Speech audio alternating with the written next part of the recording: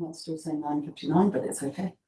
Good morning all, and welcome to the meeting, or this meeting, which is the hearing for the Draft Otago Navigation Safety Bylaw 2026. I'm Councillor Kate Wilson. I'm chairing this hearings panel. We've got Councillor Gary Kelleher to my right and Councillor Robbie Byers to my left. Thank you very much for your attendance. I'm just going to, before we get into the process, just check with our submitters that are here. I've checked the ones in the room.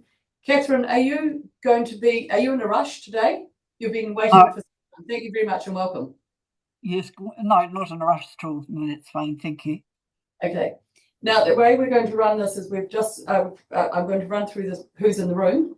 A few health and safety. If the fire alarm goes, please exit through the doors of Mark Green and down the stairs.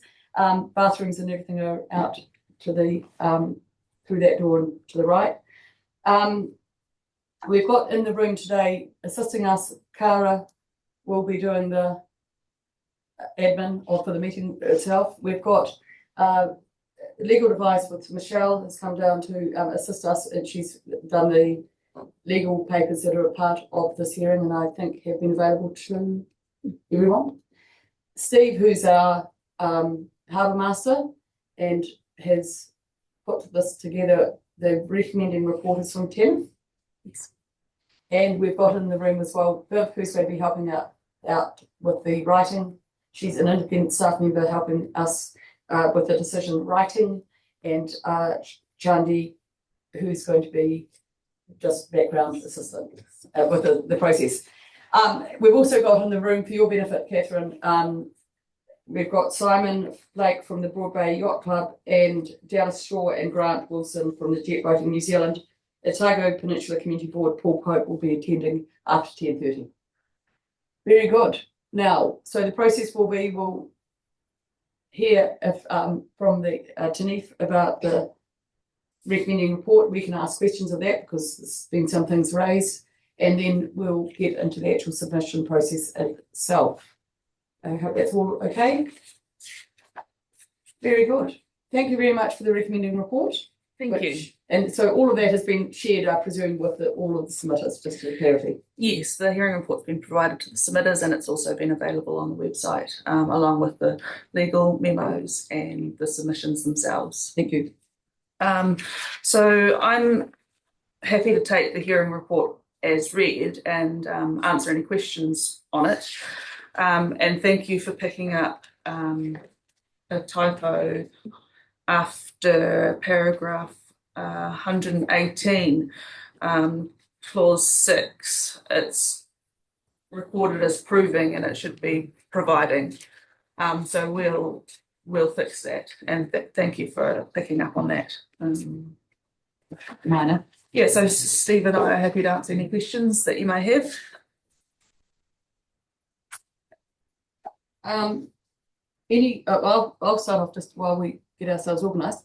The question with the going back to the old regulation about anchoring, while that in the report you say that satisfies the issue, it doesn't satisfy if we don't know what proximate means, in my understanding. And when we asked you the question at the council, you talked to whether it was just moving to the left or to the right or 100 metres.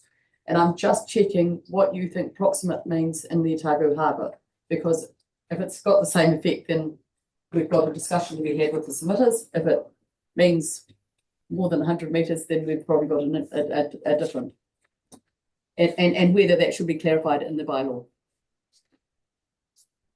Yeah, good question. And that's why we looked at changing it, because we couldn't sort of definitively dive into what proximate was, and it gave leeway for people to just move approximate distance, approximate location, I think is the wording. So it went through the first time and we left it in, and my understanding was that proximate was anywhere other than the previous location, you know, from here to there. It could be 50 metres, 100 metres, 2 kilometres. So what we were looking to do was alleviate the long-term usage of that type of bylaw. So anchoring is generally deemed a temporary mooring solution, so different from a mooring on a buoy or a berth. and is usually used as a temporary scenario. So that's why the 14 days. But this opens the original wording opens us up to just keep moving every 14 days, and no reason to go seek a permanent solution for a berth or a mooring anywhere around the harbour. So what we tried to do with the rewording was to alleviate the approximate part and give people the 14-day option to anchor anywhere, and then, take that away, go and seek a permanent solution was what we were looking for. And I think the wording was such that there was without prior mission of the harbour master, so there could have been, like some of the moorings we have, visitors moorings, you can extend the stay if it's reasonable. So yeah, the definition of proximate, I don't have that at my fingertips, but yeah, that's basically what we were looking to do. So following the submitter's information that was provided, we and we took that on board and went, okay, let's go and leave it where it's been for the past 5 years. I would say that we've had one example of somebody just moving 100 metres here and 100 metres there, and we encouraged them to seek a permanent solution, and we were unsuccessful, and the boat eventually ended up being scrapped and dealt with as abandoned or unseaworthy, and that's what we're looking to avoid through this process. It's not uncommon to have an anchoring bylaw requirement in other areas as well. Some of them differ, some of them are the same as ours, same wording. So yeah, that's the best I can explain it at this time. Yeah, no, absolutely. So in seeking an alternative solution, a more permanent solution, Yes. is that always available? Well, it's a bit difficult. It's very limited in Otago Harbour, so I wouldn't say it's always available, but there are options. So obviously you can apply for a coastal permit and get a mooring that way through the RMA process. And then there are one or two other people who can supply a berth. So Otago Yacht Club is one. There are a few smaller jetties around the place that are not ideal. Carey's Bay Marina is administered by Port Otago. So there are one or two smaller areas for people to berth and seek a more permanent solution. The long-term solution is usually a swing mooring on a consent process, which takes a little bit longer. So there has to be some pre-thought on that, really. Right. That would take more than 14 days. Oh, definitely, yes, Yeah. most definitely, yes, yeah, yeah. Okay, I'll leave it at that. Thank you.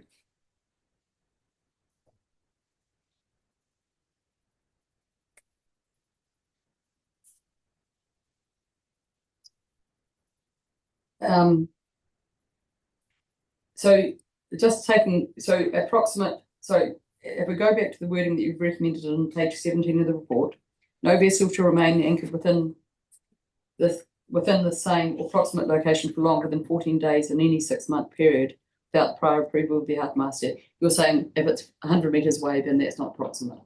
Is that how I put your word on that? Because that's... No, we're saying that is proximate.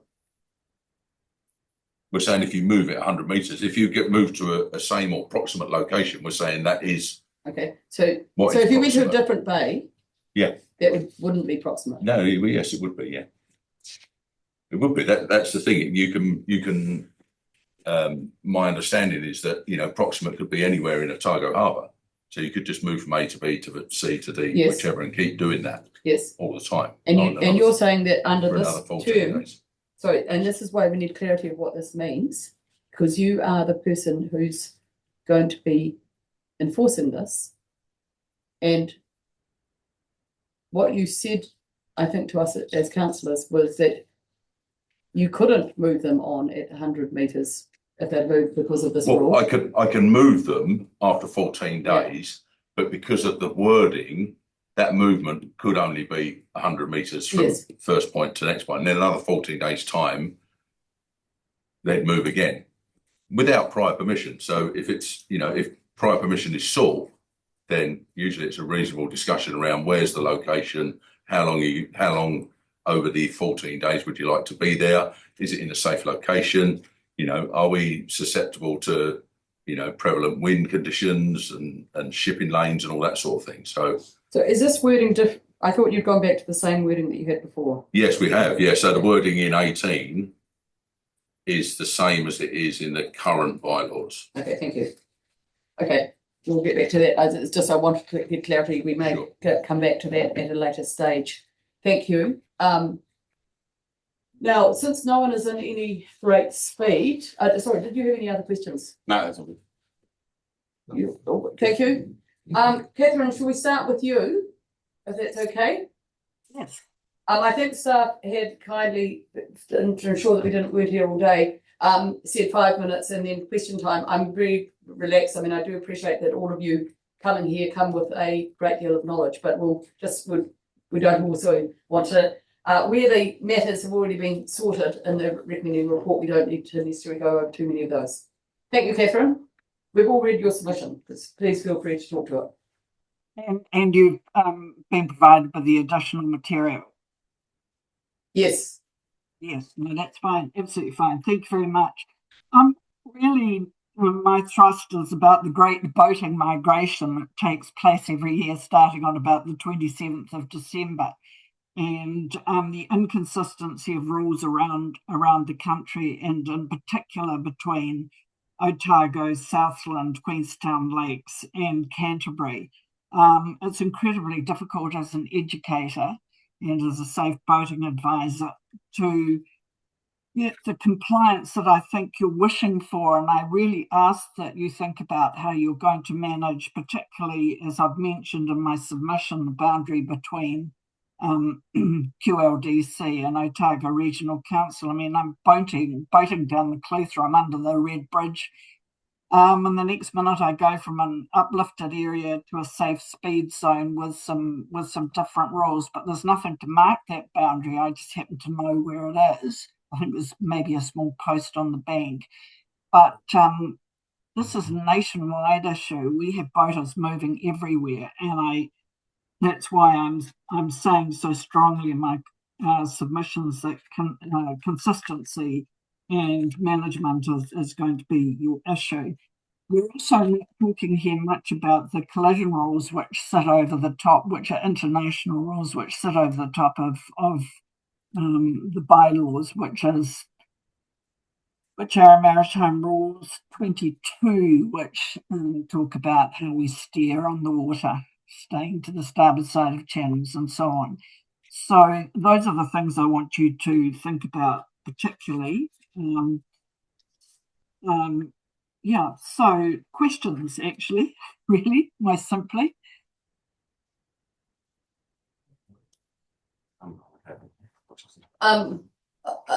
You'll be aware that we're going through local government reform potentially at the moment, and simplification and efficiency and effectiveness, and your submission very much talks to those points. Thank you, Catherine.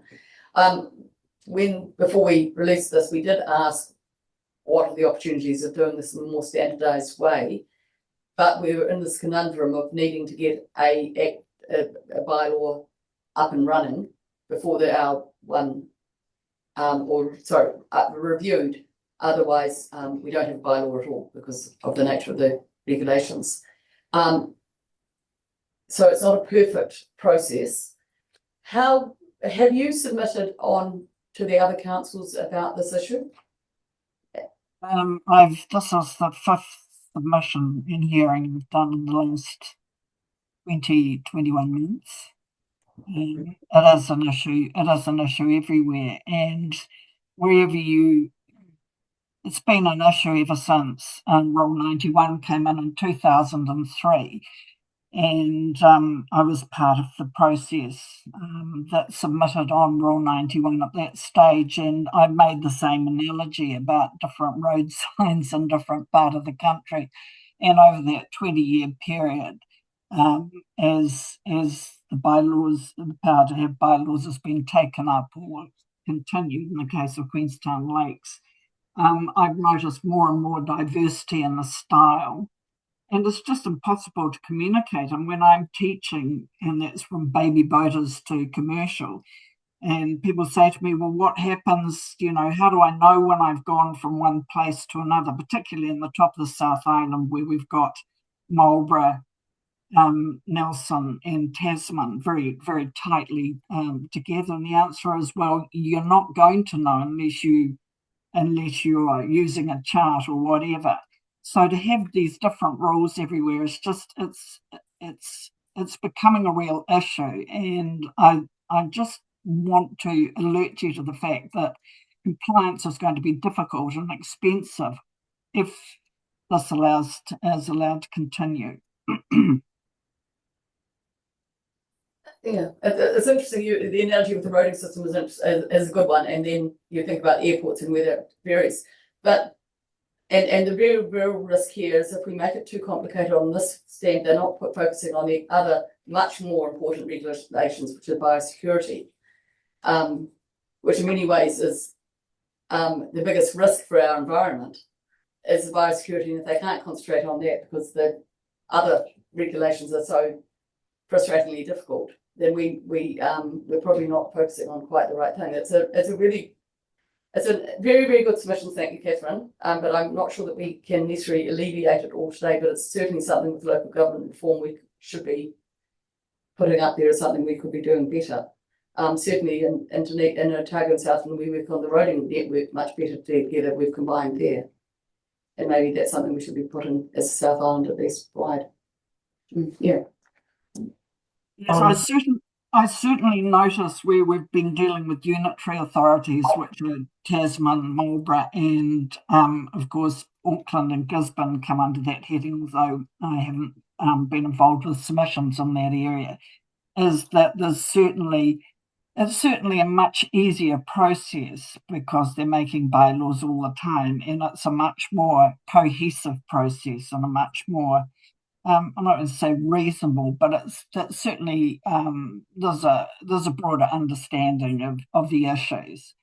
I think it's really difficult that regional councils are faced with dealing with something that's outside the usual part of their operations. I mean, navigation safety does seem a little odd for what was, for a regional authority. More logically would sit with a district authority, but there you are. That's how it goes. So,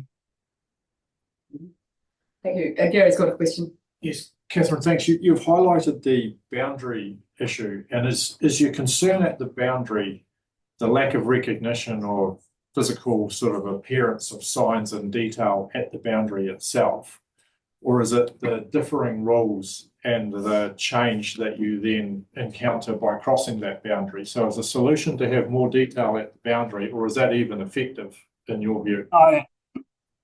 Sadly, most Kiwis are sign blind, as we know this from being a safe boating advisor and teaching all around the country. People just don't see them and they don't engage their boating. I don't think that's the issue. The issue is the inconsistency and how you're planning to deal with that.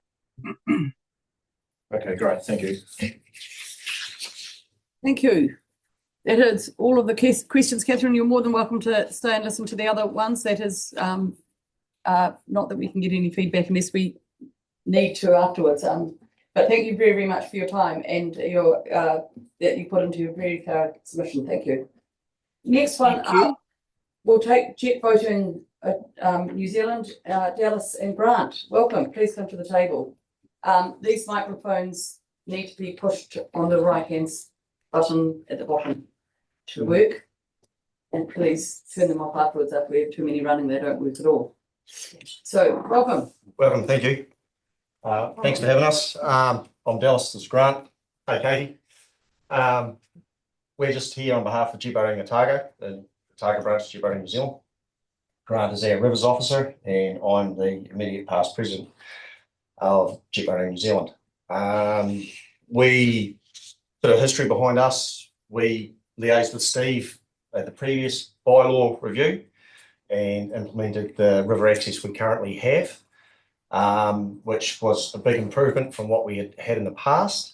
But unfortunately, the parameters that we originally set with Fish and Game, we didn't really get a lot of use because it was either timed out with the window for timing, or river flows. So when the river was open, we didn't have the flows. It was either in flood or too low. So when the bylaw review came up, we contacted Ian from Fish and Game. And had a very good informative meeting with him. Went along, thrashed out what we'd like. They were more than happy. And yeah, that's basically where we're at. So we just thought we'd come along. Steve, you've seen it as well, haven't you? Yep. And we just thought we'd come along if you guys have got any questions, basically.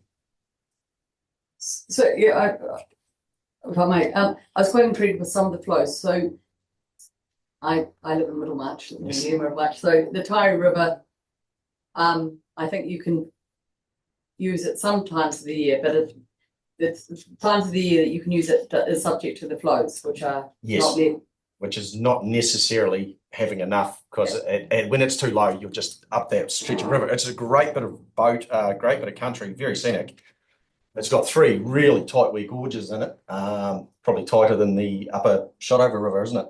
Awesome boating, but if the river's too low, you're just going to damage your boat, and that's not what we want to do. So, and like I say, when we've had the timings, we just haven't had the flow. So we've got a bigger window now with Fish and Game's approval, and what we've tried to do around the timings and the flows is so it less impacts the fishery or spawning or anything like that. And so the surprising thing for some people will be that they may see jet boats in an area where they haven't seen them before. But I mean, not that that's yeah. I'm not saying that's bad or good. It's just that there may be surprises locally in the area because they haven't been. Yeah, it'll be the same areas, just a longer duration of time. Yeah. And more likelihood of it happening because the flows. Yeah. Steve, after the last, the harbour master after the last round, the signage improved a huge amount, because I don't think there was any signage at most places beforehand, was there, Steve? No, there wasn't. No. So there is signage there stating that these rivers are open from such and such a date, and that would be the only change, because they're at the main points of access, aren't they? So, are they at the main points? Which I was about to ask. Main points of access, or on the main points that people will see the river? Because I mean that's into bridges, which aren't always the place of access. Yeah, there's quite a bit of detail in that signage. So they're usually at the main points of access, not en route, so to speak. Yeah. So the main part we would launch it up where you are is at the bridge at Middlemarch. Yeah. And I think the signage is there, isn't there? I believe so, yeah. As you're right in, as you coming off the bridge. So locals won't necessarily see it. It's for the people that are going on the river will Yes. see that it's open and when it is, not that the locals necessarily will. Yeah, that's the intention, yes. As you might have seen in Fish and Game submission, that I think in the last 6 years there's been not a single logged complaint or interaction between adverse interaction between them or us. So most of our members are very considerate with other river users, because it's a asset we all want to use. Yeah. We're out there to protect it. We want it in the best possible condition, because we don't want to be boating up dirty, filthy rivers with no water, and we don't want to have conflict on the river as well. So on club runs, there's some pretty good parameters set up. We have a briefing before every run, and people are made aware of other river users and the like. So, Any questions, Rob? Do you have any insight or inkling on the amount of jet boaters, say, that operate in Otago that aren't members of Jet Boating New Zealand, or are? that's a really good question. That's something that we've been trying to figure out for years, because we think there's possibly, and Katie might, if she's listening, she might remember that maybe possibly about a third of all jet boaters are a member of the association. Is that something? We've got about 2.5, just under 3,000 members nationally. Otago is the second biggest branch with 300 and just over 300 members. But there's a lot of people out there that aren't members of the association, and to be fair, they're probably the ones that are going to give Steve the most headaches, because they don't know the rules, they don't know where to look for the rules, and that's where the signage on the river on these main access points is a help. But yeah, there's no real knowing the number of jet boats, because a lot of the manufacturers don't keep data. A lot of them are kit set builds. There's just so many different things. You've got a lot of the mini jets that people will just buy a kit set off the internet and make in the garage. And now we've got a lot of inflatable jet boats as well, which they can go way further than what we can at a lot slower speed. So yeah, just to answer your question, there's absolutely no real way of knowing how many boats are out there. Yeah. We advocate for membership, for rules, and the more people, we are growing because people are realising that there is a benefit to being a member. I suppose there's people come in and out of membership, but yeah, it'd be hard to track. Costs can be a big thing too for some people. We've had some people drop off at the end of the year financially, and then a couple of years later their situation might improve and they join again. It's not a huge cost, but sometimes people just forget. And yeah. And the only way I take it to see if the flows are appropriate is on the ORC data portals. Yes, yeah, and there's a new website, a new app out at the moment I've just signed up to, which has got pretty much a lot of them throughout the country, and just log on, pointed where you are, and it'll give you any apps. But the ORC portal is generally the default what we go to when we're here in Otago. Thank you. Thank you. Yeah, I guess for your events or for any time that you're jet boating on these rivers, what will be totally out of your control is other people's interaction with the river, because they would be accessing via private land, or so while you go to the best of your ability and ensuring safe for an event, that the river is safe. Yes. You have no control over someone arriving to do some gold mining or to do whatever they might do on a river, other than the fact that the flow is probably too high to be able to do that at that time. Pretty much. We have struck them up before. I have struck them before up in the upper Shotover many years ago. And to be fair, that a lot of people don't probably realise the manoeuvrability of a jet boat. I took Steve with me a few years ago. That was the first time a jet boat, wasn't it, Steve? And what we can do and where we can go is, yeah, like a good operator, you can get around most people, most things. You've just got to be aware. Going upstream, you've got complete control. Going downstream you are sometimes restricted by the flow, but downstream boats always have right of way. So it is amazing how easily maneuverable they are. We did an exercise with the police just recently with search and rescue, and we just said, well, if you give us a point on a rock, we can go up, put a bow of our boat right on it. So yeah.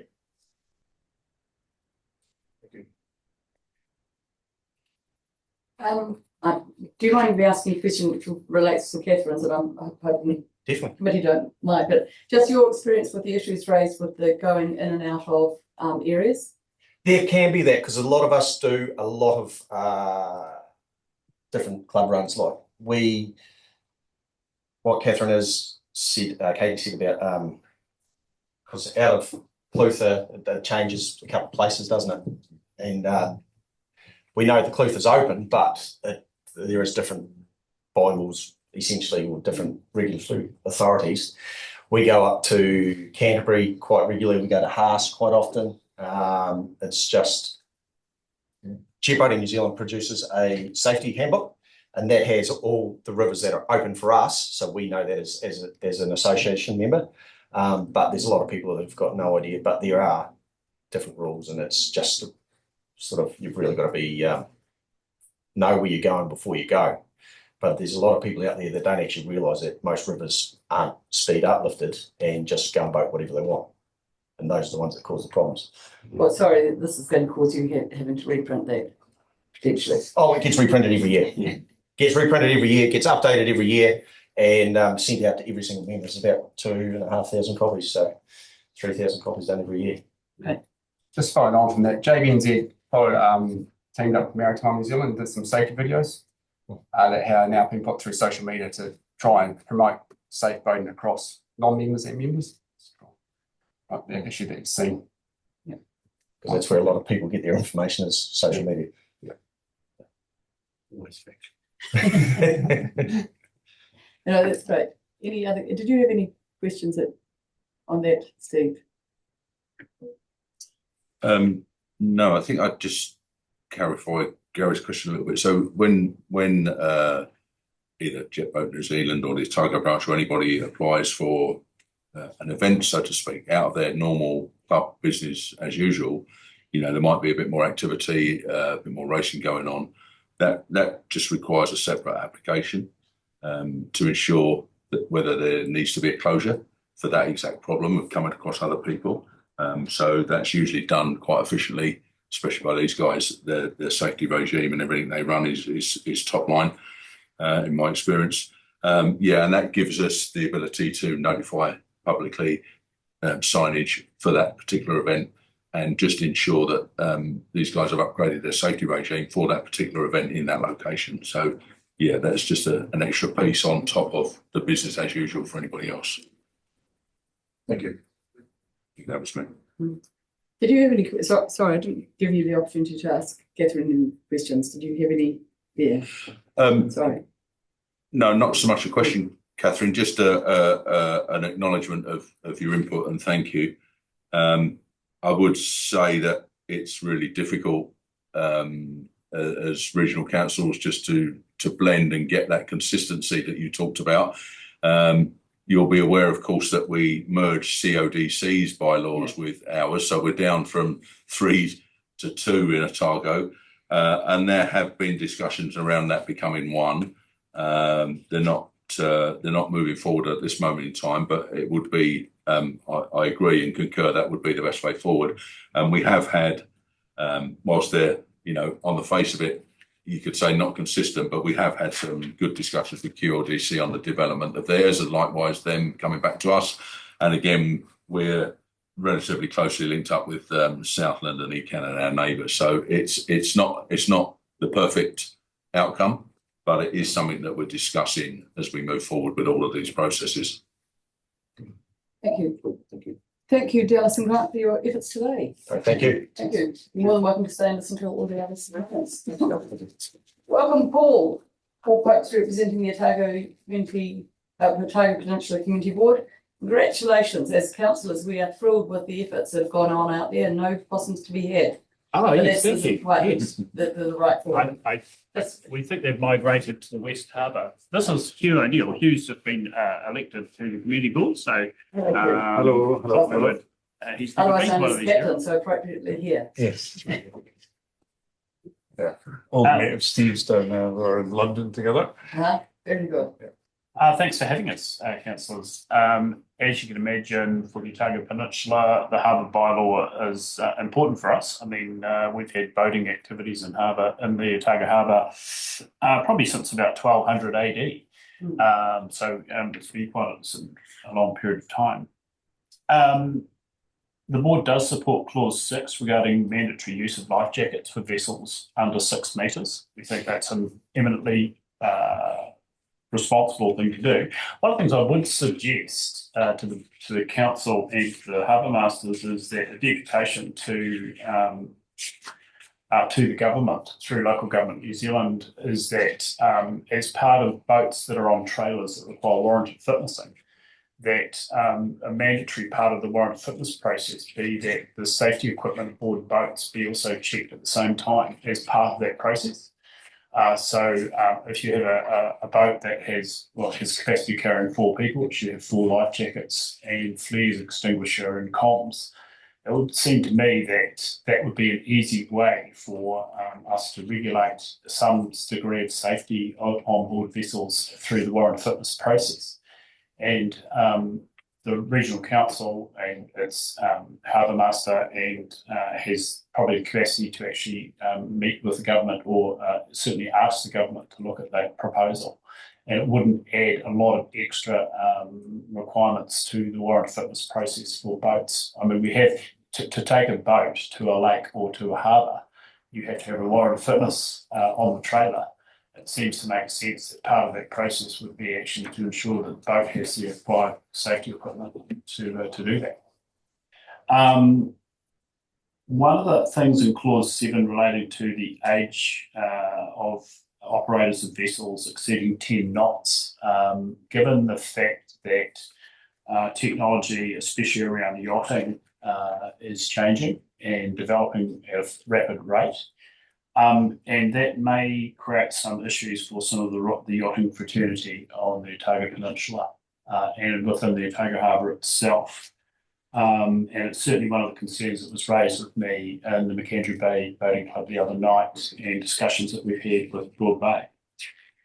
We understand the reasons behind it, but whether or not or how that's dealt with in the bylaw in relationship to yachting is something that needs to be looked at from that perspective. Understand that in relation to powerboats. Yeah, it's certainly one of those things. And as technology does change with boats, and we've seen that with foiling craft and that sort of thing as well. Clause 9, relating to the berthing and of departing from public duties and wharves, there's been a lot of consternation in the community of the peninsula where people have said the regional council are trying to stop us from swimming and fishing on those particular areas. Of course, we know that's not true. It's eminently sensible that you shouldn't be in the water or fishing when a boat is trying to approach a dock or wharf. That's simply a safety issue, and we understand that. One of the issues I think that does need to perhaps come into play there with the bylaw and also with the regional council is the fact that most of our facilities in the harbour are actually owned and managed by the Dunedin City Council.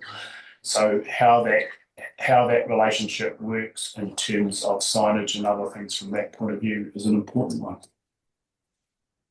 In clause 14, we relate to special speed zones. We note in the bylaw that there's no map of the 5 knot areas from McAndrew Bay, Broad Bay up to Port Bellow.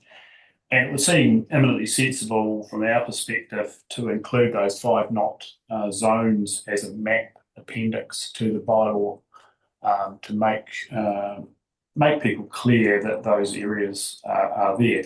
I would comment that Steve's done an excellent job of actually marking out channels and also the 5 knot zones in all 3 of those particular areas. And that has been much welcome in our community. Really just a note, just in clause 17, it's a bit of a finicky one on my part because I'm an ecologist after all, but just how the legislation to read in regards to marine mammals, how that is implemented within the bylaw and what reference it has within that. It's just a finicky little thing, but should be there. One or two of the other issues, the definition of unseaworthy was something that was raised both by Broad Bay and McAndrew Bay. It seems an arbitrary decision, but I mean it's an issue one that perhaps needs a closer definition just to ensure that there's no challenge to those aspects of the bylaw as well. I don't think my boat's unseaworthy, but people may say it is. One of the things too that comes up again is the recreational users of powers to enforce the 5 knot restrictions, and I guess that comes back to also signage and the ability to make contact out of hours, or certainly with the idea that boats are named and registered or named, and the ability for members of the public to report those incidents is an important thing as well. To be fair, having voted on Otago Harbour for about 30 years, I don't think I've really seen too many major issues with that, but it does come up from time to time. One of the other things too that yachting clubs raised with us was their placing of temporary buoys, especially for the creation of yachting courses. And I'm wondering whether, given the fact that most of those courses have existed for several generations, again, whether those courses should actually just be mapped as part of an appendix to the bylaw from that perspective. It doesn't mean that they fit there all the time, but these racing seasons have been going, like I say, for generations, and those courses have not changed significantly. So I'm just, as I say, just raising that it might be useful under that clause 16 to look at that from that perspective. I did have a discussion just in relationship to with Nadi Weasley. Just one of the things I would say that perhaps needs to be some acknowledgement of Te Runaka Otako for the harbour. And one of the issues that came up from that point of view was this notion of having permission for events. And I guess from a cultural perspective, that's an interesting one. If a ceremonial waka was to come into the harbour, the rūnaka would kind of view that as something that is of a cultural right, rather than something that perhaps needs permission. And I guess really what I'm saying there is you already have a relationship with Otago. It's a good one, but it's a consultative one rather than one of acting for permission. And finally, like all good things, bylaws and safety, we would certainly appreciate new signage relating to changes in bylaw across our launching sites, from Weller's Rock down to Vauxhall. And on that note, that's all from me.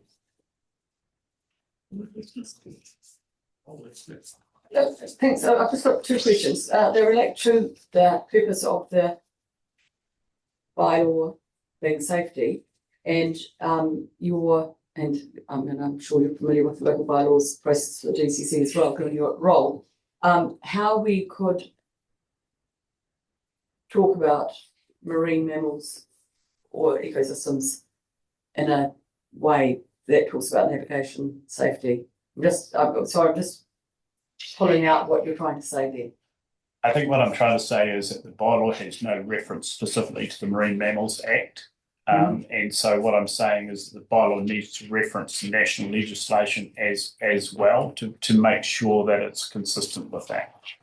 What is the inconsistency if this is a safety? I'm sorry, I'm not quite sure that I understand exactly what you're trying to say. Well, the fact is that the bylaw talks about rules relating to marine mammals, but it makes no reference to the actual legislation that governs the management of marine mammals in the bylaw.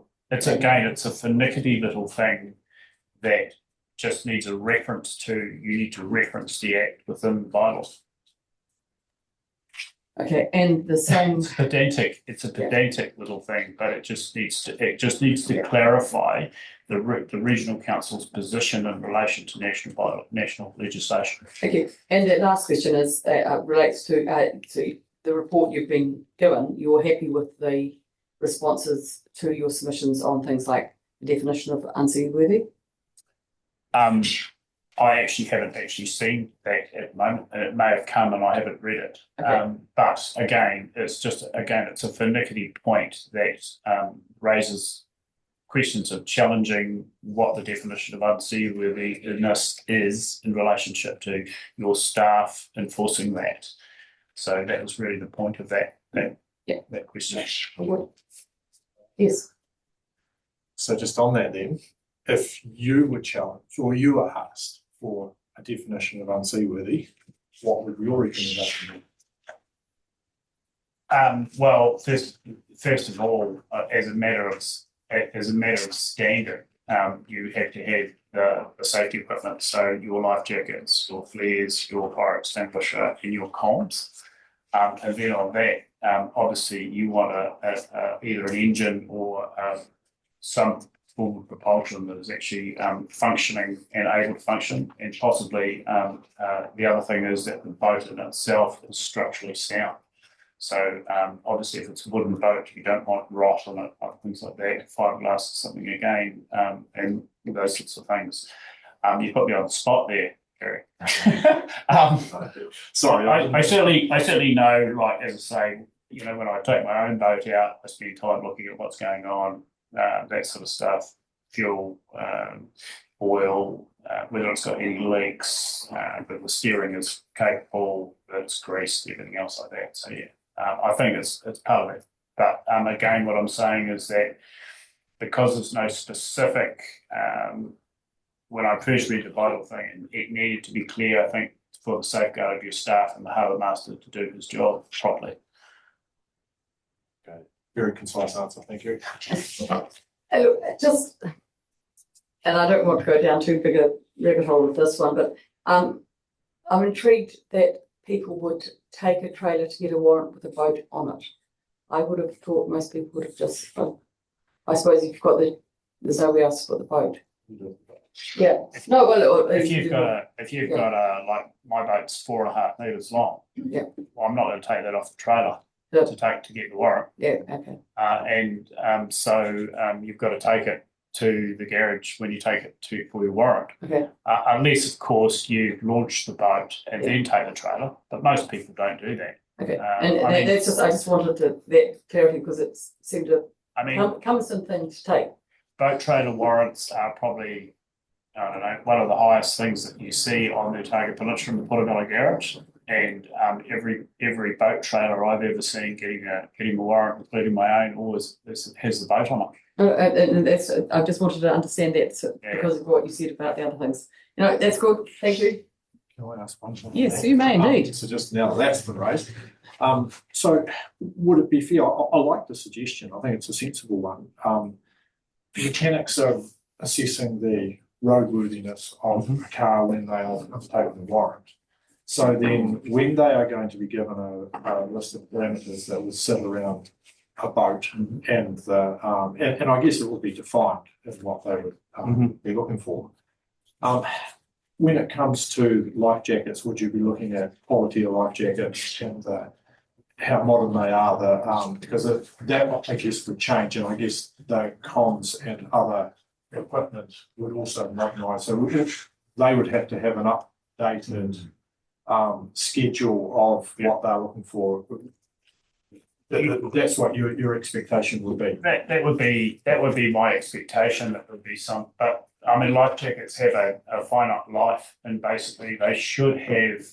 Correct me if I'm wrong, Steve, but I think they have a date, an expiration date, or a ISO number. Yeah, ISO number on the ISO. PFDs, and the ones with the gas canisters will have a date on them. So my life jacket is a gas canister one, and it has an expiry date canister and an ISO number. So you'd be asking warrant fitness. In terms of warrant fitness, you'd be looking at the ISO number from that point of view.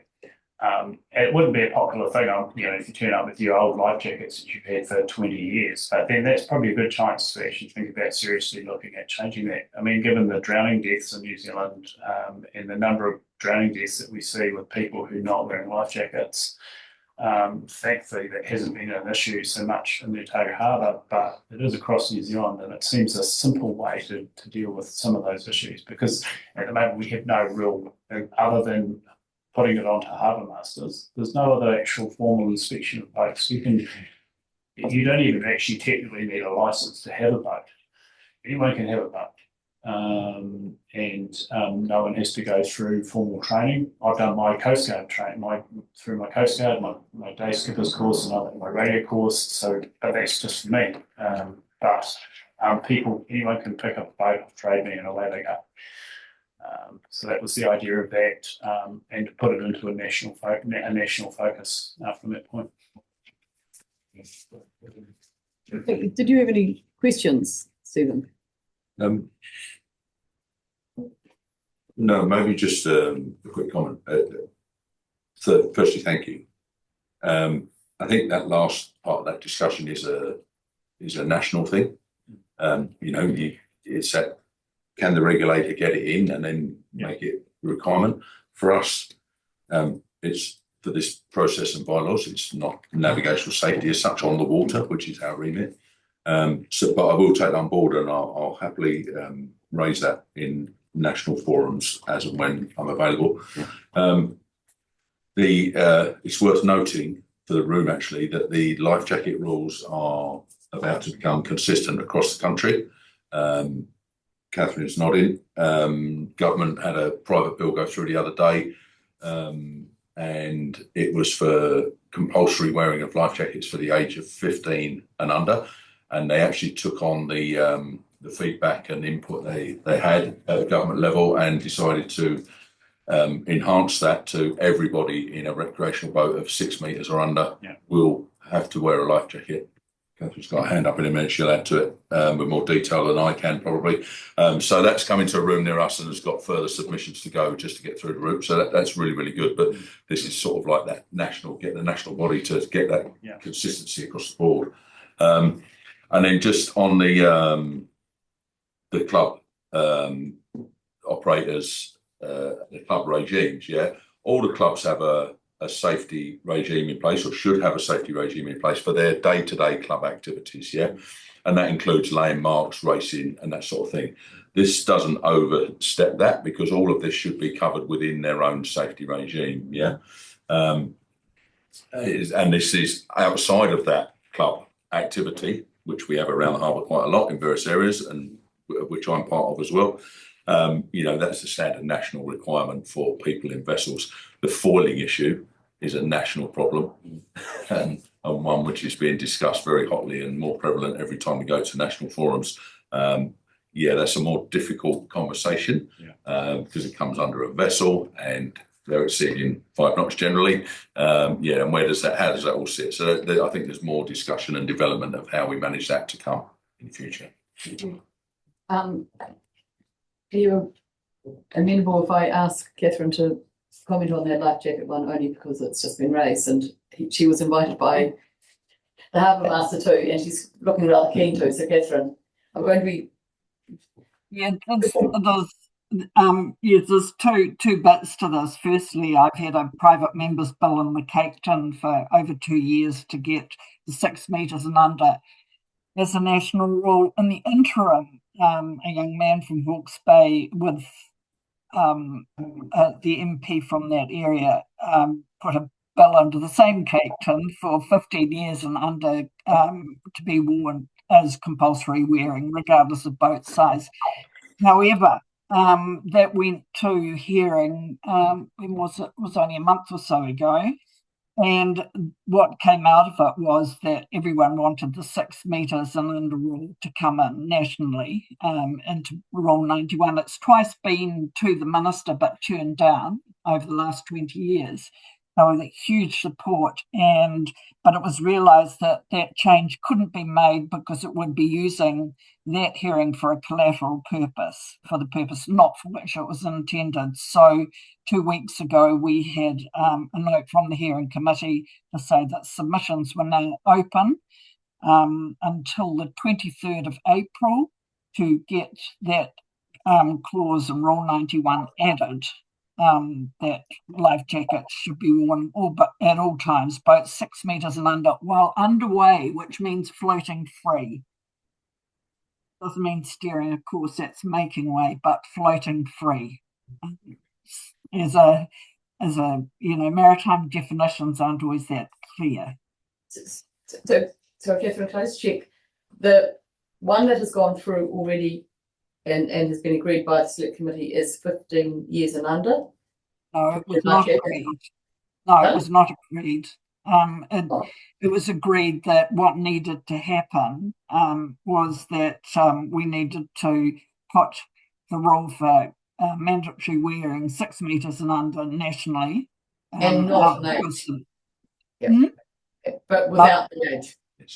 Without age. Age isn't relevant because at 15 metres you can be in charge of a craft, and you could say as a master of that craft that you don't think people need to wear life jackets today. That is the rule. Okay. No, that's great. Thank you. There was just one other thing. Gentlemen talking about 5 knot zones. We've had a 5 knot rule with an originally 10 chain of the main high water springs since 1954 around the whole coast of New Zealand. That's been there. It's nice when we mix up our chains with our kilometres, isn't it? It's really helpful. We gave away the change in 1974, and that coincided with water recreation regulations when it was changed to 200 metres. Thank you.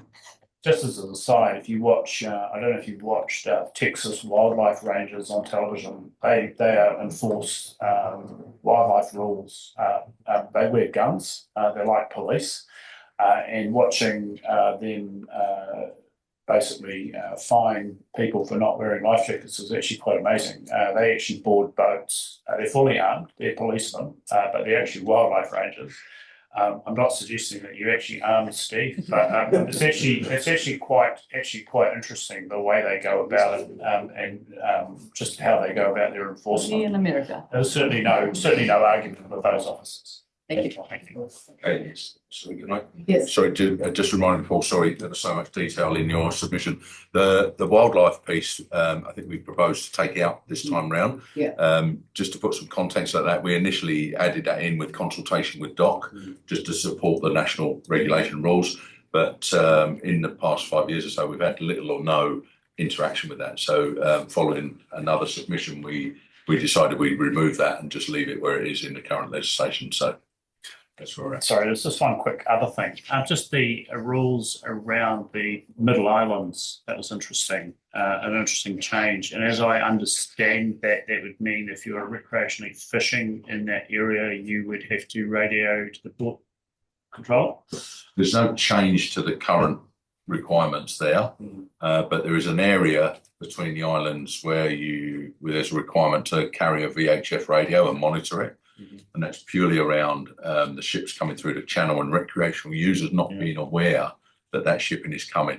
And there's been a number of occasions, and the gentleman sat next to you will be aware of that, when a large ship navigates through that hole and all of a sudden there's a couple of recreational fishing boats sitting in there. So we were trying to improve the overall picture and safety for both parties in that instance. But there's no change to that in the current submission.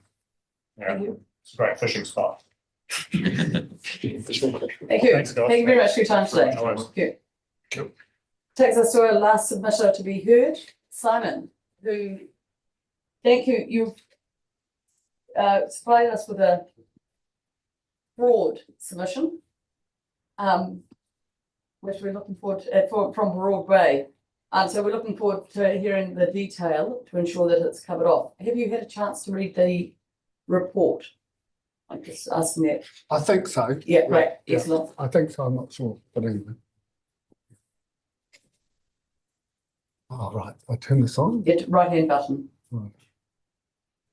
Sorry, the one on the front. That's no. You were What? there at the right place. All right. The right hand. Okay. Hit Right. it. Can you hear me? Yep. Yeah. Okay. I'm from the Broad Bay Yacht Club. I represent the Broad Bay Yacht Club, which is, as we grow as a club, we're becoming less of a yacht club as such, and more of a community maritime club, I suppose. Currently, we do disability sailing, which has special disability boats. We're the home of that in Dunedin, and that happens at our site. We do school sailing, we do junior sailing, we do aid sailing. We also have club races. We train we do training for our safety boats and our safety roles.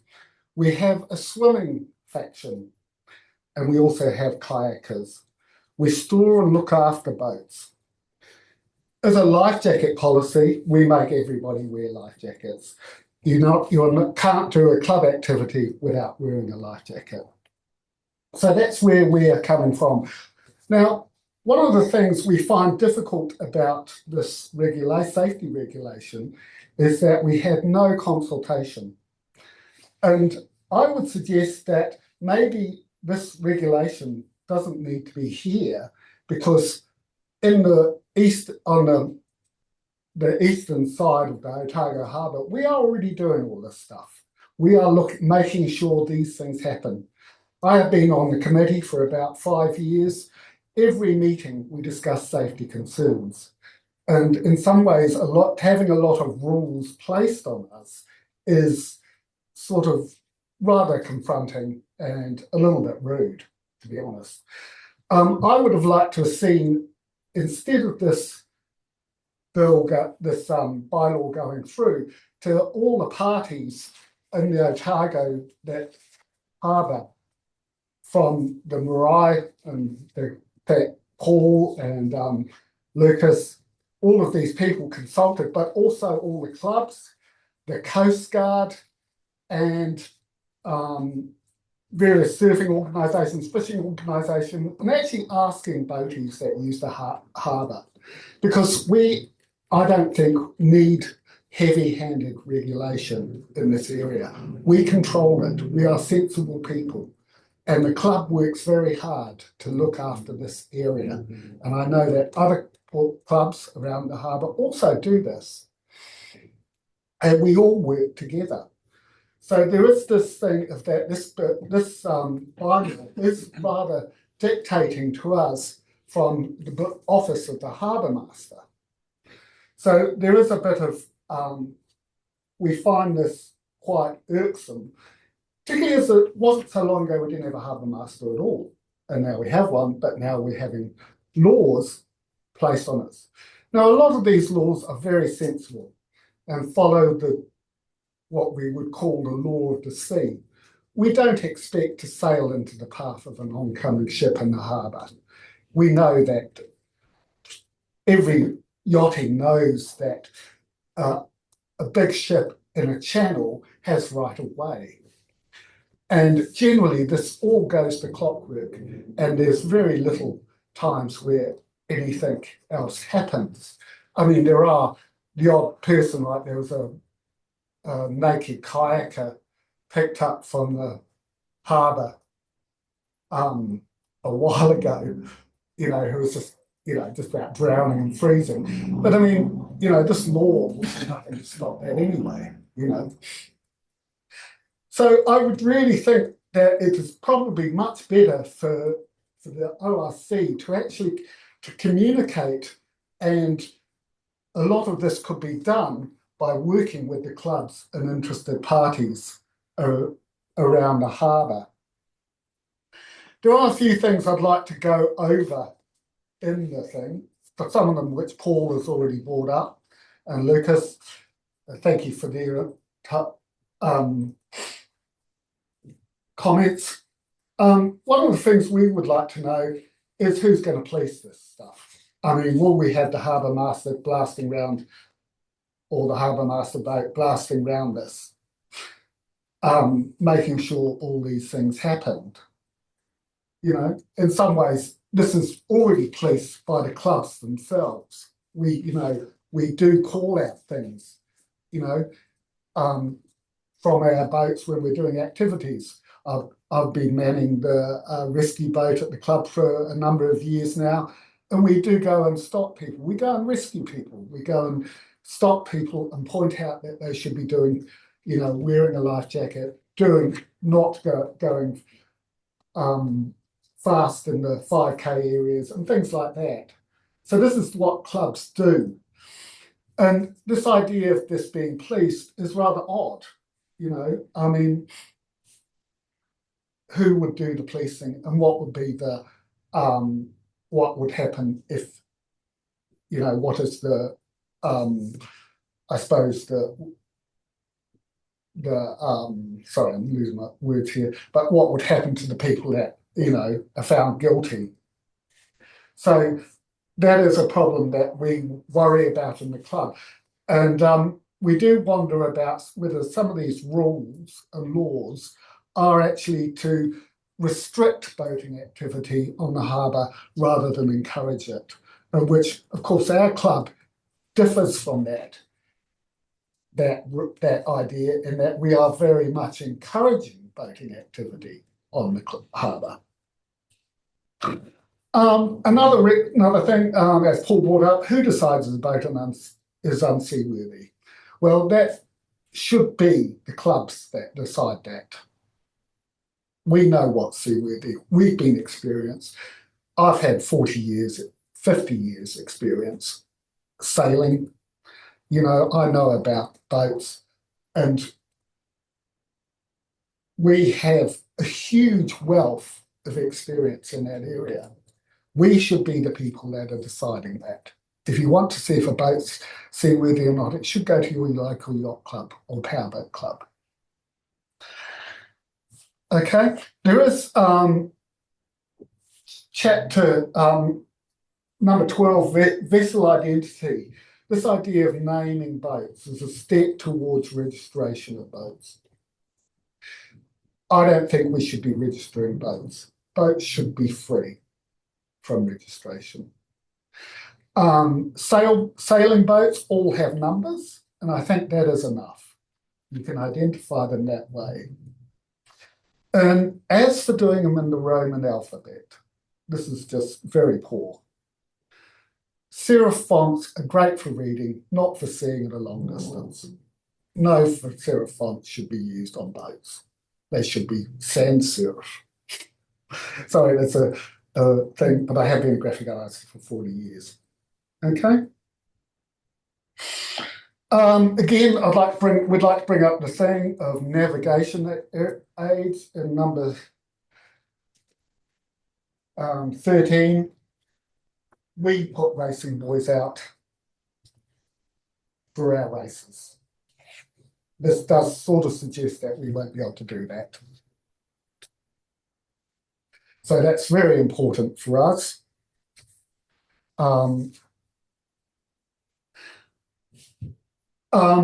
Number 16, special events. We don't think it's for the harbour master to approve special events on the harbour. I think it's for us to decide. We know our waters.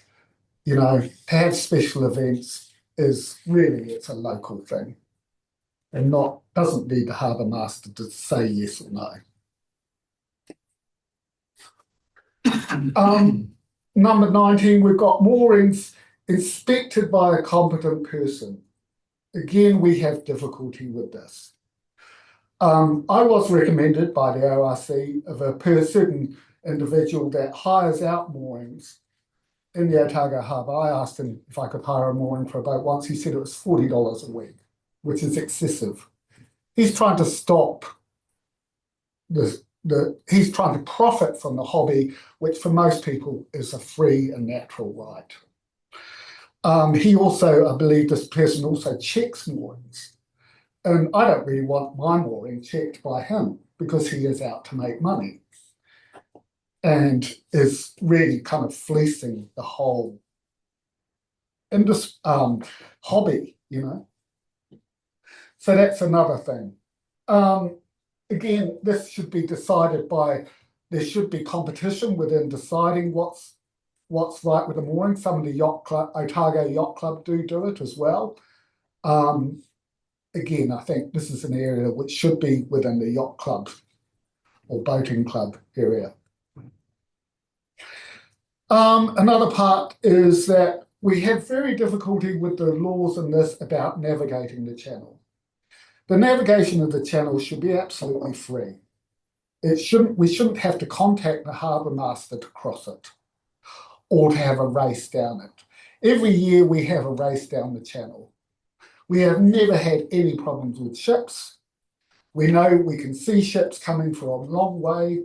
We have never, as I say, we have had many of these races. Every year we have a race down the channel, round the islands and back to a broad bay. To have to ask to do this is just an infringement of rights. We are experienced sailors. We don't hit ships. We don't get in the way of ships. So we think that a lot of this document is more about empowering the harbour master rather than the community. And it should be the community that is running this.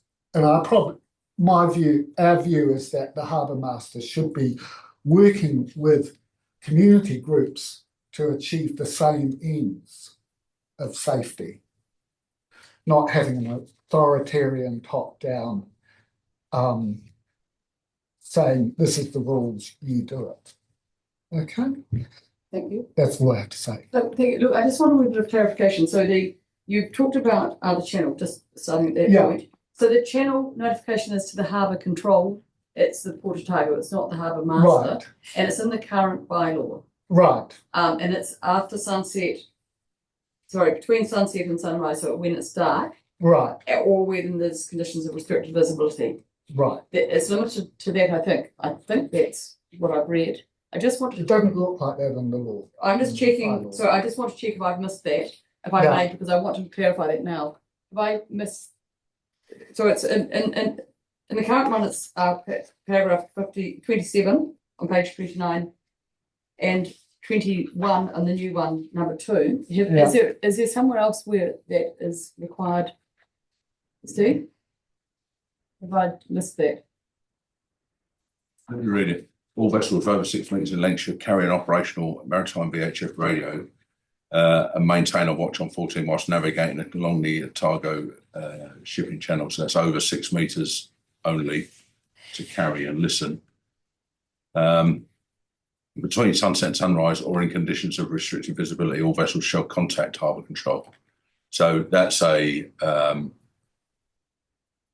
just a requirement for the navigational safety picture at harbour control, so they can best manage and advise if there's any change to any shipping movements that people may see or may not. And then the last one is around medium and large size vessels before navigating up the harbour, so that doesn't affect recreational vessels in any way, shape or form. So it's not to contact the harbour master. It's not contact me directly, control. but it's about safety management and the bigger picture. And if you're going to navigate the shipping channel, then you should do a bit of homework and understand when. And you know, Mr. Blake rightly pointed out, you know, the information is there, you know, but you don't, in a recreational boat, you don't actually have to call harbour control to navigate the river, as long as you, the harbour, sorry, as long as you do it safely. And during daylight hours. Yeah. Okay, I didn't feel that was apparent in the. I'm sorry, I'm just sorry. Yeah. The reason I'm asking this question is, have I misread it? Is it that you're looking at paragraph 21 of the proposal one, or are you looking somewhere else? Because it may be somewhere else and I just haven't picked it up. So to be clear, there's no change from the previous bylaw. Yeah. So if it's about paragraph 21 and this is getting into that detail that makes submission helpful, I just want to make sure that we've got that right and that you're happy with that. Sorry, what number was it? 21 and the new one. It's on page 13 of the one I've got, but presumably the same copy.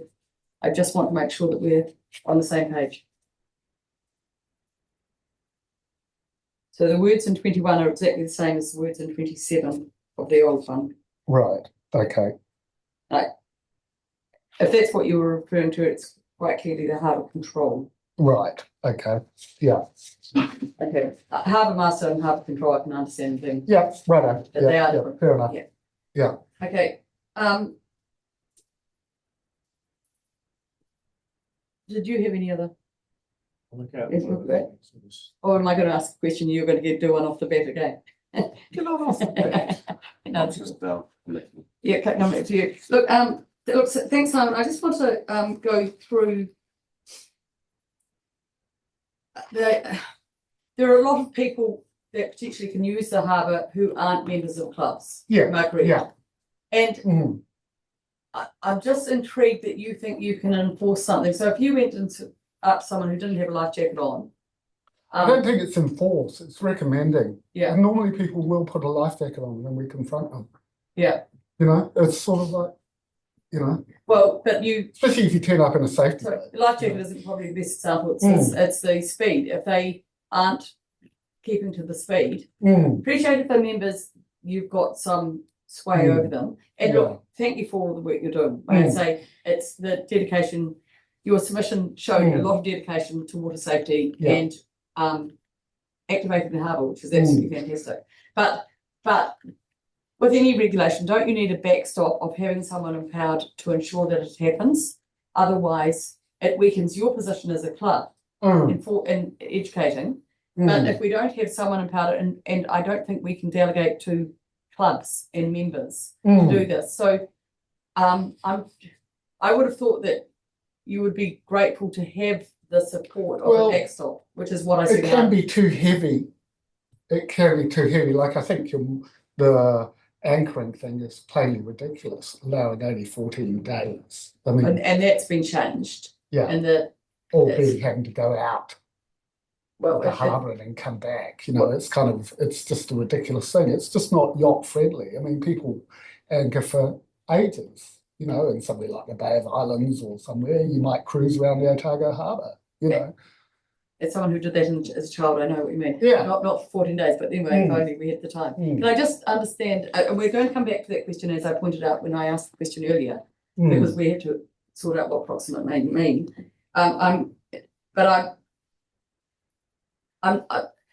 what would you do if you had someone who consistently sped on the boat? Wouldn't you want to be able to ring up a harbour master and say, Well, we've got this person who's consistently annoying our racers?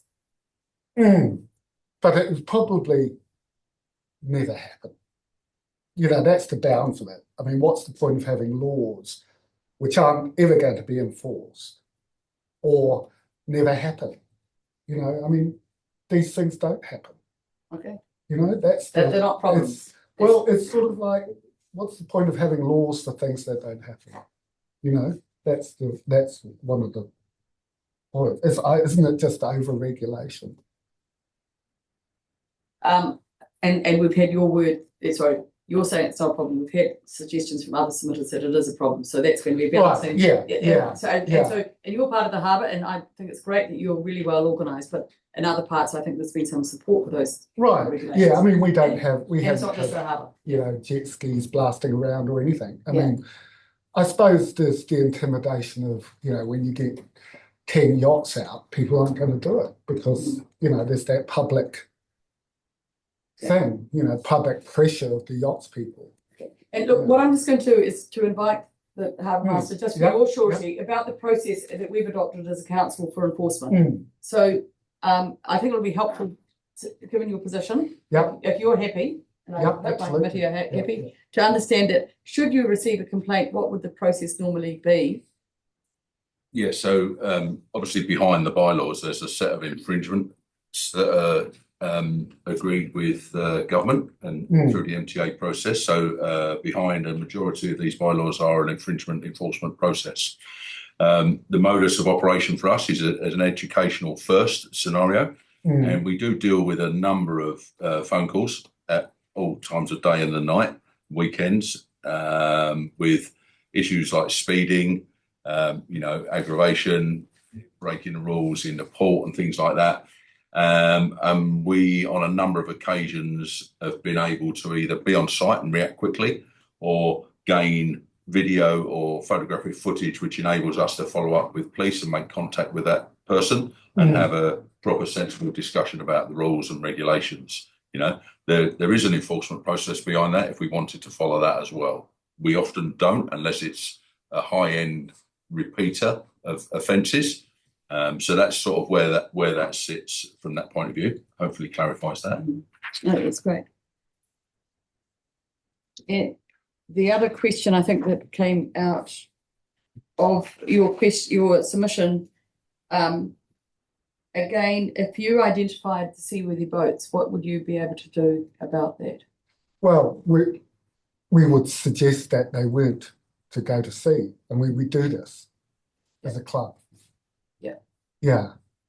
But yeah, it's that enforcement of being able to. It's actually about not leaving unseaworthy boats in the harbour. Should, if you have a high tide or a storm swell, that they're not damaging other. We do. We manage our own boat park. We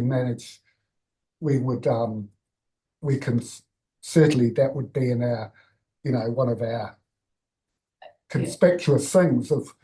But you're not. But this is a bylaw that relates to most of Otago. Not just Otago Harbour, this part. And so we can't expect you guys to be going beyond your. Yeah, true. Yeah. But at the same time is that some people would call, you know, a new fiberglass boat seaworthy, whereas a shabby old wooden boat, which might be perfectly seaworthy, could also be thing. It's also a wealth thing, you know, a shiny new aluminium boat is deemed more seaworthy than an old boat, you know, there is this. Okay. You know, I mean, it can be so subjective. Thank you. Someone might just not like the look of the boat.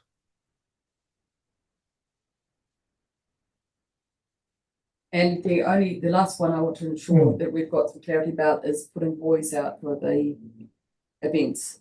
So what events are covered by the bylaw and how does that process work? Yeah, I think I clarified that in the previous submitters' comments. So, you know, your club will have, should have, must have, under Yachting New Zealand's requirements, a safety regime in behind that to cope with the business as usual. And most of the stuff that you mentioned is business as usual.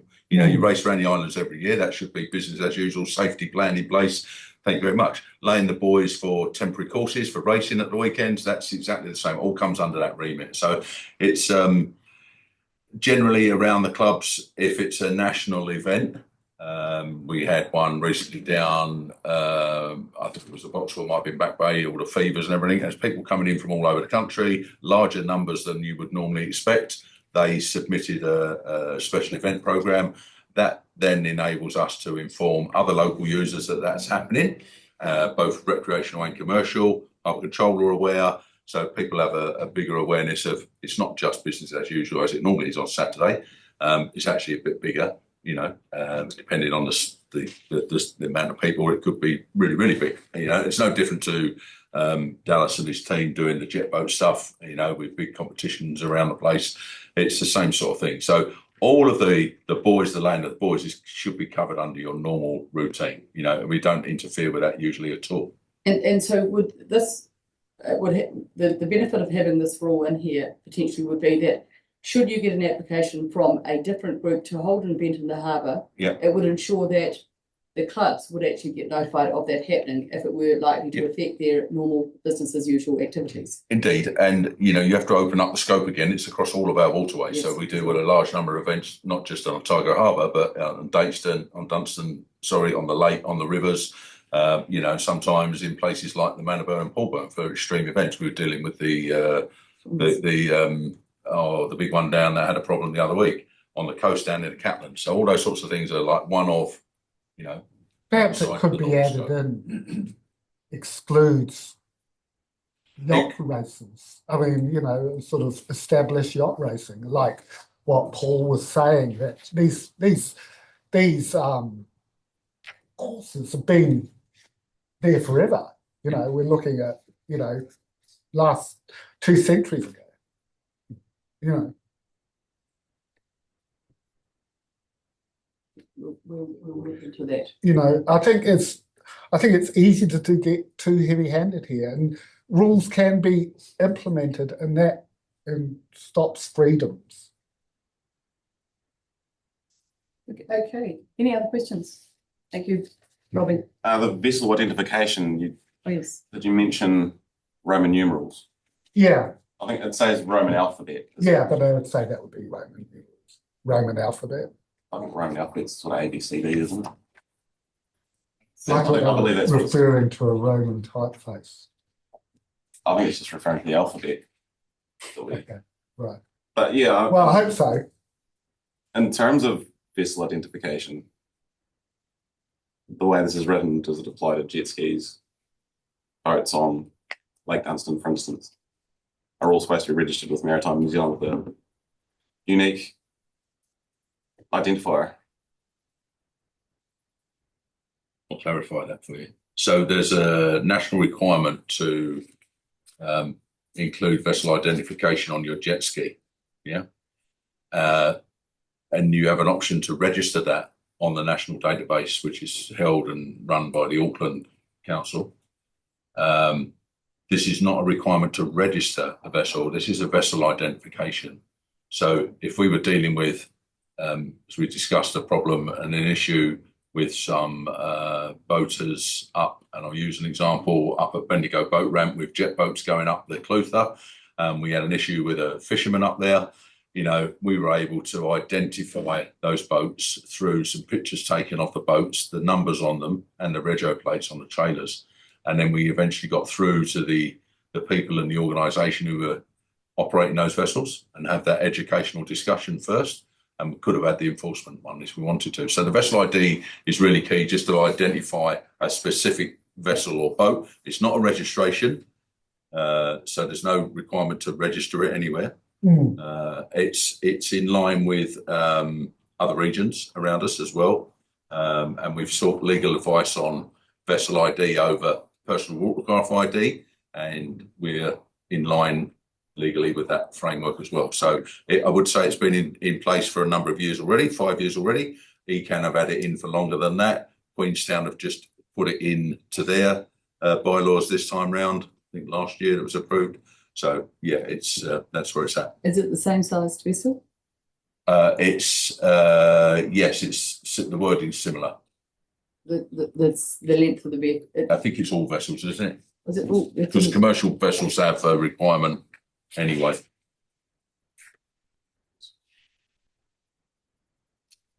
Where it is now. Okay, sorry, I'm thinking it's a different one. Yeah, just a vessel. Yeah, so it's all So vessels. can we just refer to which bylaw number that is? 12. 12 you.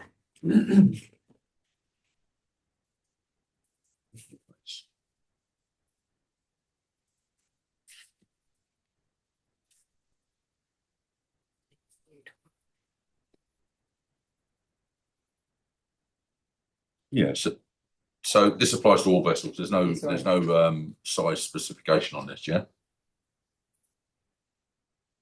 No, I'm sorry, I was getting mixed up with a different one, which had changed from 18 to 15. I can't remember what that rule was now. So this could be a kayak, for instance. Yeah, I mean, we encourage the smaller type of like the kayaks and the paddleboards to have something on. If we become separated from that, and we find a kayak on the beach, and we've had a number of these scenarios, or paddleboard, you know, the first thing we want to know as an organisation like us, or the search and rescue and the coast guard want to know is there a human with that piece of kit, you know? So if it's got some sort of contact details on it or identification, that might help us locate, you know, where it's from a club or where it's a person or a contact phone number. So it just helps all that scenario. So that was the reason for that, the smaller stuff. So it does sort of clarify further down too, sorry. Clause 5. If without a national registration or database though, how do you ensure that everyone's got unique identifier? Oh, it's just, for us, it's been a soft launch and just educational discussion with people when we're on the water. And we've done some signage around the boat ramps and launch points and that with that as well, just to point people in the right direction and understand it, the requirements. Yeah, so less of an enforcement point there, but more of an educational thing. And we found that, you know, especially when you're across Central Otago, lots of people coming cross-border. You know, and the ECAN guys have all got their vessel ID on board, and then when the Otago guys go the other way, you know, there's some more consistency there. So, yeah, it's been helping on that front, but it's been an educational thing more than an enforcement thing. So it is a one size fits all. Yes, essentially, yes. Right. Can I ask questions?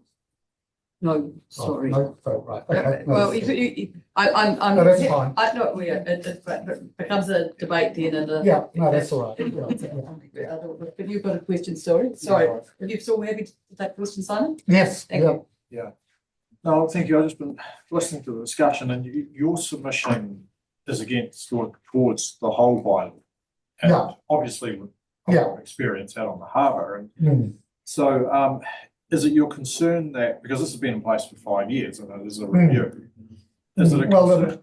Some of the modifications, you know.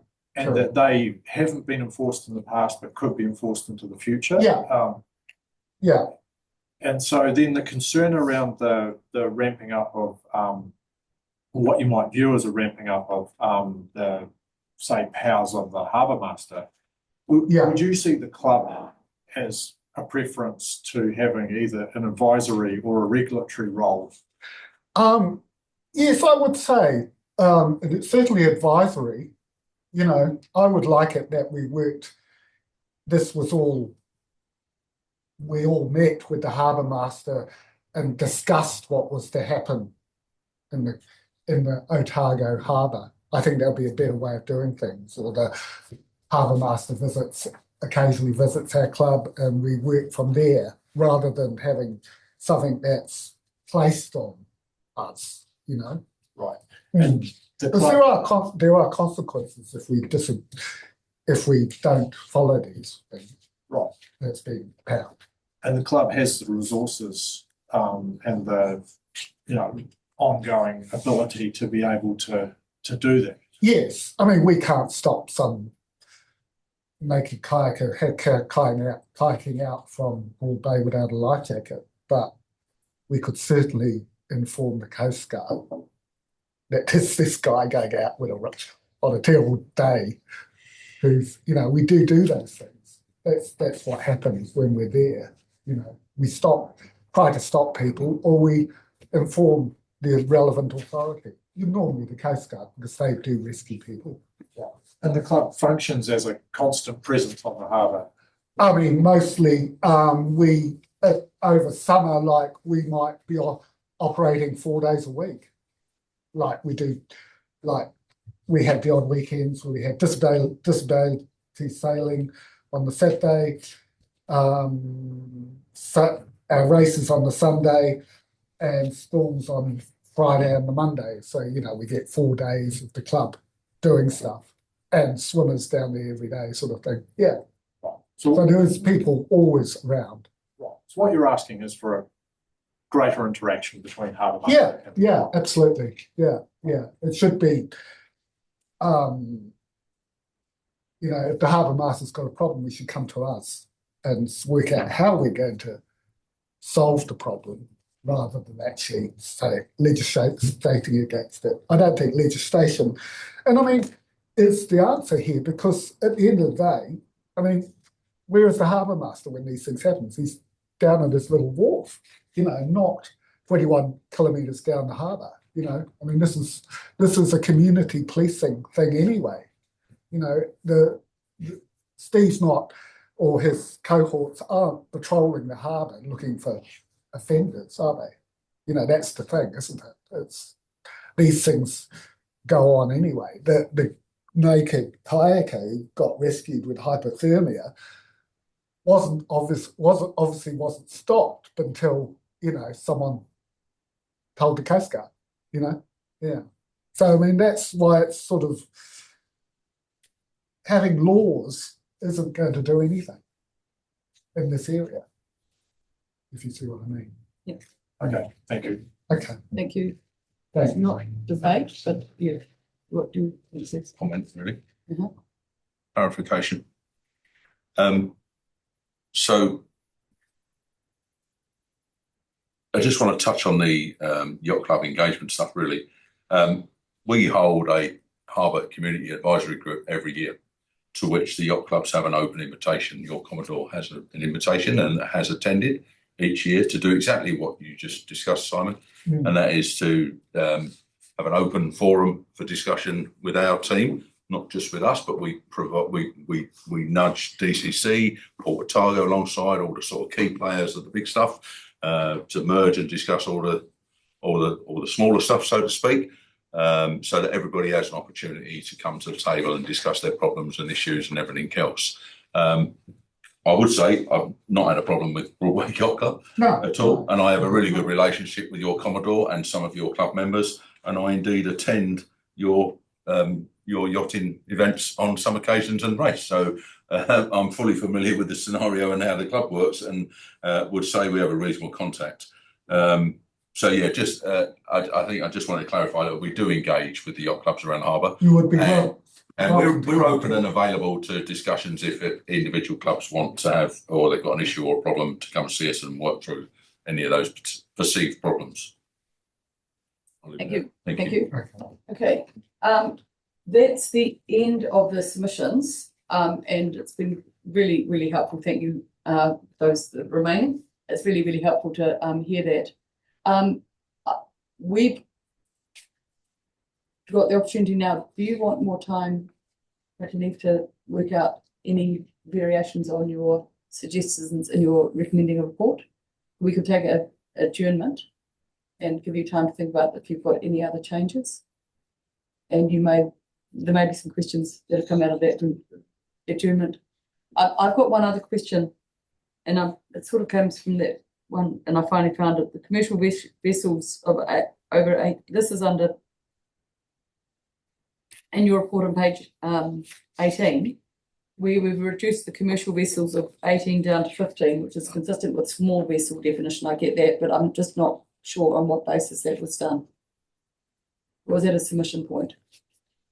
I think it was an administration error initially. It should have been 15 all the way along. Okay, because that would then say that anything that's a medium or large Yes, vessel, and it was an inconsistency. yes. Okay.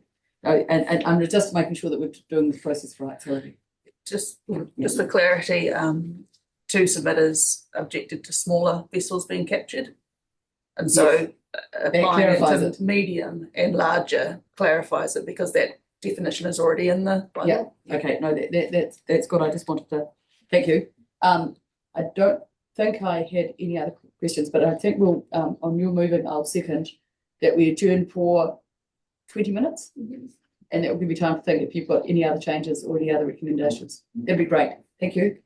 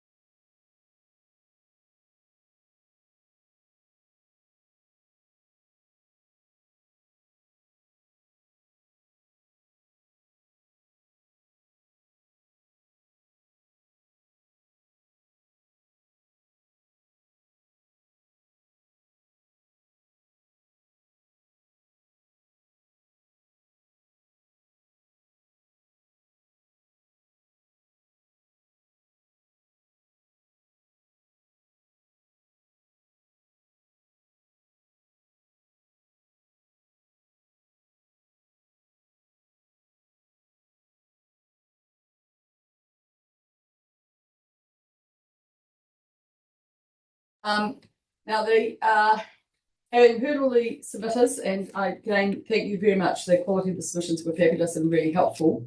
What we do now is we give the recommending report writer and the harbour master a chance to say if they've changed their mind on anything, having heard the submissions, and we may have some other questions. I think we do. So we may ask those questions first, if that's okay, and then we may have some technical questions we may ask of our legal advisor, and then we'll adjourn for deliberations. But so I think there was a question from Robbie. Did you have for the staff about national regulations? Yes. So yes.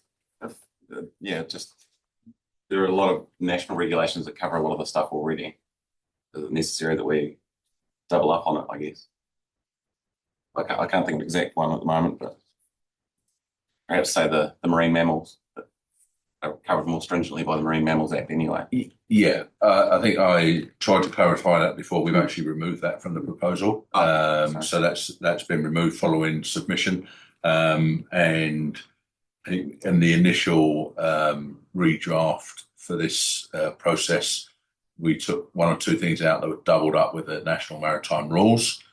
So started pointing in that direction as opposed to doubling up. But obviously there's quite a large amount of stuff which is locally based, which is why we have this process and the bylaws in place as well. So there's still one or two points which double up on the maritime New Zealand and the maritime rules, which is not a bad thing, because people locally are looking for that advice from us more often than going to the national body. So it's not a bad thing in some cases to have it in two places rather than one. So yeah, we did streamline the initial draft on that basis, and the doc stuff that we removed going forward. Thank One you. point on that is that we have a more stringent requirement around life jackets. Yeah, we do, but as I explained earlier, that playing field with the life jackets has been levelled, and will be levelled in the next few months following the next hearing process at government. So yeah, that's we're already on a you must wear one, but now we've got it sort of written in ink from the top.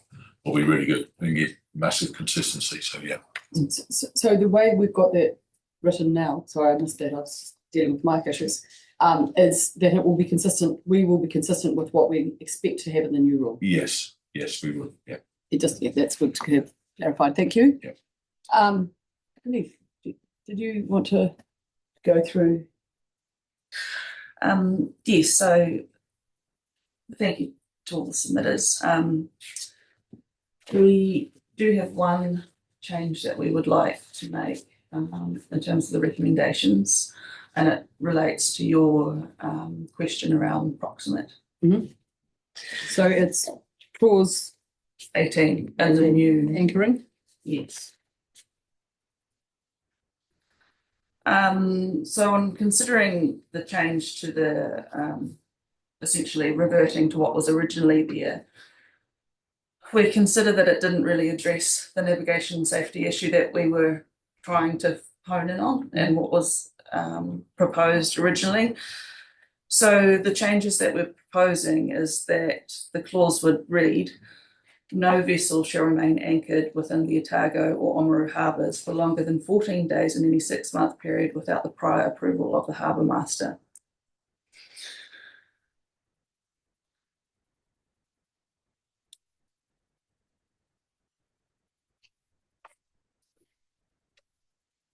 And so that takes out the proximate words or anything like that. But it fairly overarching. Now the question on that adding in the Oamaru Harbour, has that been consulted on? No, that was a request from Waitaki District Council. Okay. They wanted, because with the adding of Otago Harbour, they wanted Oamaru Harbour to be included within that rule as well. Yeah, sorry, and I'm just checking for scope. Yes, so as you appreciate. So thank you. And the only, so can I just understand, we've gone through your enforcement education first things, how that would pan out and the process, how clear and what would be considered for the harbour master to, so without putting conditions or considerations into account, I'm just checking if that's too wide a scope or I'm just wondering how that would work. Yeah, understood. So yeah, taking out approximate thing, I think, clearly it's not defined enough. But what we're not doing here is we're not stopping anybody coming and anchoring in our harbour at any given point. What we're looking for is, if you're going to be here longer than 14 days, then you should probably have a discussion with people who are locally knowledgeable and seek some advice on what a permanent solution looks like. Or are you going to stay an extra 14 days over the initial 14 days, which we have the ability to go, yes, thank you very much. And then we're able to advise on that location. They may be a regular user and have all the experience in the world, but they may be new to our harbour and not understand where the best places to anchor may or may not be. So being able to give that advice would be really, really sort of to the front of the educational piece. And just, if we leave this blank and don't do anything here, we could have people anchored all over the place. I mean, the number's not huge here, don't get me wrong. We're not in the Sounds or anything, but having the ability to A, make contact, and B, have that discussion around how long you're going to be in our harbour, where are you going next, what are your steps, I think is a really key element. So, and obviously Oamaru's a similar setup. There's already an anchoring box there, location, which may change the visitors more into some point because it's more secure purely for that basis as opposed to anchoring. So, and the district council, they were keen to have this incorporated. They have had, we and they have had an issue with a long-staying large vessel anchor in there, and they're keen to avoid that in the future and have the scope to be able to manage that a bit better if they need to. Thank you. You've got a question? Yes, on exactly that. So I think the concern being raised by the submitters was that under what was proposed, we could be very unaccommodating after 14 days. What we're moving to and the intent of the change is that we're actually saying we can be accommodating. And because what we don't want to, I think what's previously being said after 14 days, expectation is you'll be taha. So now there is a way to accommodate someone if they have a reason to be longer than that. It's just, it will be at the discretion of the harbour master, but with reason. I think that was there initially, but the wording is slightly improved through this process. But yes, that would have been the reasoning throughout. Right. So that fear that people were raising, really what we're saying is you don't need to have that concern. We want to be enabling and open for business for people to be able to safely be able to anchor. But it's just we want an understanding of how long. Yeah, I mean, certainly it shouldn't be a fear, but and we have visitors moorings available in harbour now, which is an improvement from when there was no harbour master department here, and they're regularly used, and they are always our first go-to if it's an option for somebody coming in, wants a temporary stay. Go on the mooring, it's safer to do so than to go to anchor. So this is really, when we're giving advice and guidance and dealing with those sorts of inquiries, this is the secondary advice we would give, but that's not to say anybody couldn't come into the harbour and anchor themselves anyway, which they regularly do. Right. Okay, great. Thank you. So for clarity, we've got moorings in the Otago Yacht Club, and I think around the harbour, as I think Simon said, around Kerry's Bay and Deborah Bay. But the visitor moorings are something different that are under your purview? They are, yeah. We consented those and laid them, and there's a booking process online for those on a first come, first served basis, and they're free for visiting purposes or any other sort of temporary requirement through our office. And they're limited to how many days? They're limited to 2 days initially with further permission. So we've had boats on there out of season when we know they're not being used too much for a couple of months, because there was no other suitable solution in harbour. So we use those appropriately and as and when it's safe to do so for people, usually free of charge. They're maintained and operated by us. We have an obligation to make sure they're safe for people to use, which we do on a regular basis.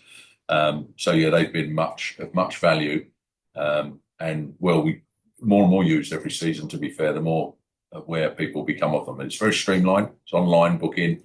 You can pull up to the buoy and scan the code. It's a real simple process. And so if I were going to find out about anchoring in the Otago Harbour, and did a Google search, would I be led to those? I appreciating it's really hard to put that in a bylaw because footnotes or anything else in a piece of legislation is difficult. But would that automatically take me to that as a preference, potentially? It would. Visits in the harbour would probably take you to a couple of places, probably Port Otago's website, maybe some of the tourist websites, and maybe the Harbour Masters one as well. Certainly on our page, if you hit our page or you're looking for the visitors moorings, it will ping to our page because that's where they are. Okay. And it's easily sort of searchable. Because it is in some ways the one piece that isn't in this jigsaw puzzle offered here, because it isn't a part of the bylaw. Yes. Yeah, and I'm just wondering if whether adding words like noting the preference for safety is that the visitor moorings are used. If that adds anything, at least some indication, it doesn't take away. But then the question is, are there any visitor moorings in Oamaru? And the other part of that is, and I think there was a submission about this, initials I think will say yes, is this will then preclude Lake Dunstan being anchored and non-anchored.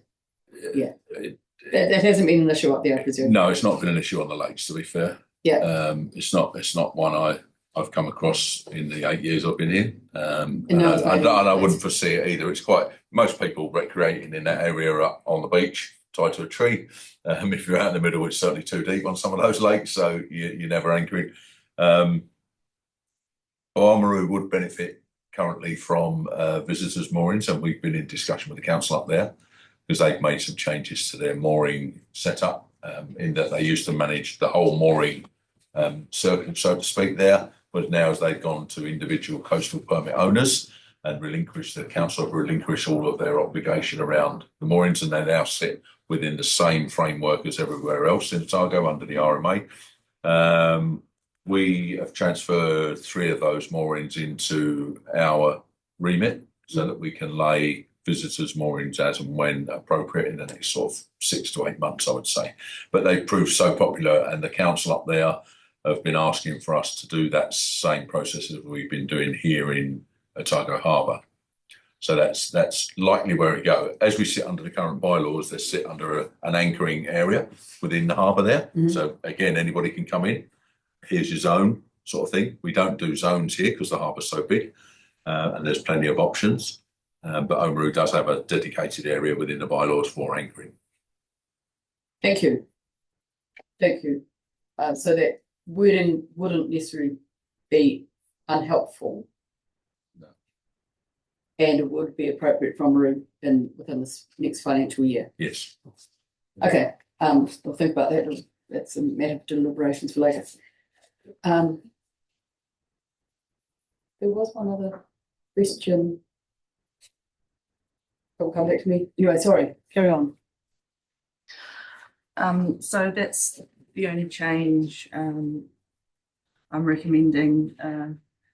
In terms of the hearing report and the attached table, we did go through individual submission points and respond individually, and I didn't hear anything completely new, well, apart from the WAF trailer idea, which is a national issue rather than a local one, and doesn't apply in terms of navigational safety on the water. So, but happy to take questions.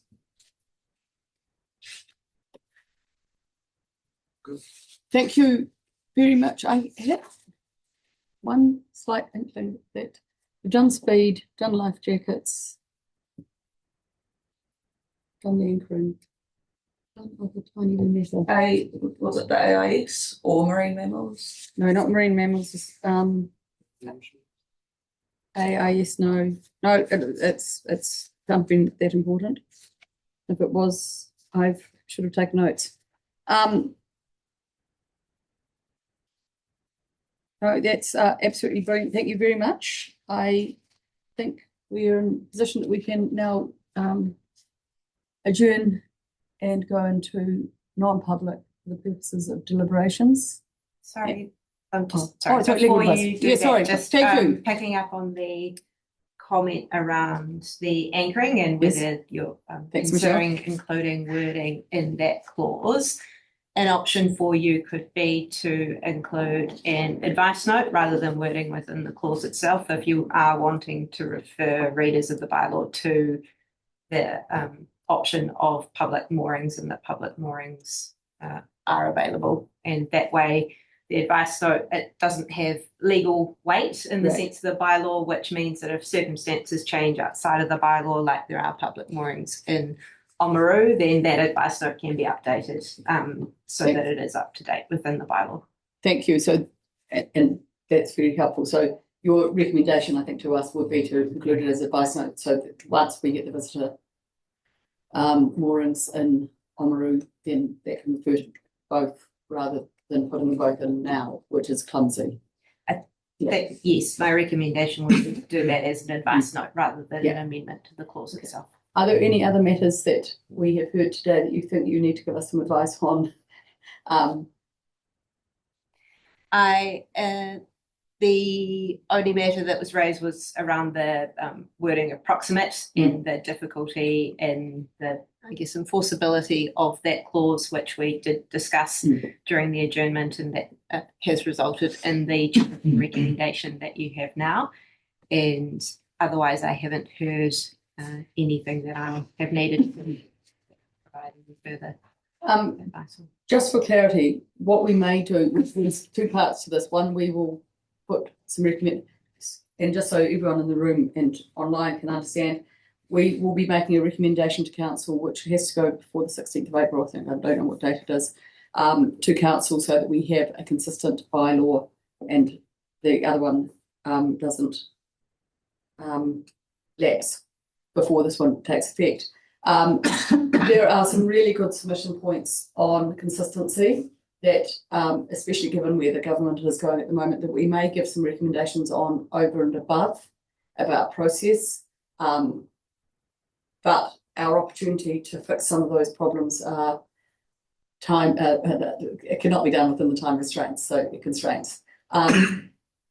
Yeah, and I think the other point to note is the availability of our harbour master to meet with all and anyone who has any concerns at any stage to work through how this works best with the community. And I haven't followed a wee bit on social media. I've seen that happening, and I'm commend the harbour master for that work. But if we can always improve on those things, and anyone who wants to reach out, that'd be great. Now, I will adjourn to go into non-public for press deliberations. Seconded. Thank you, Gary. Hoping that's not contagious.